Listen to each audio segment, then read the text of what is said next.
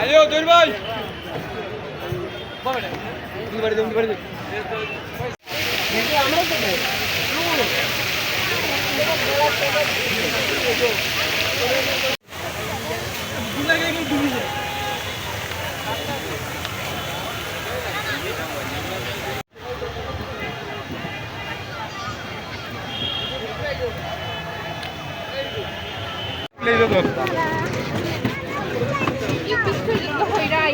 public প্লেসে তো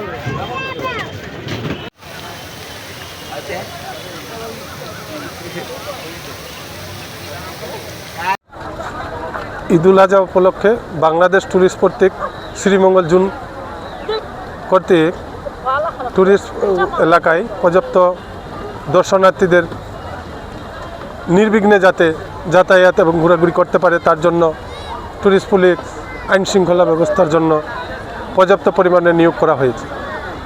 আমরা শ্রীমঙ্গল ট্যুরিস্ট পুলিশের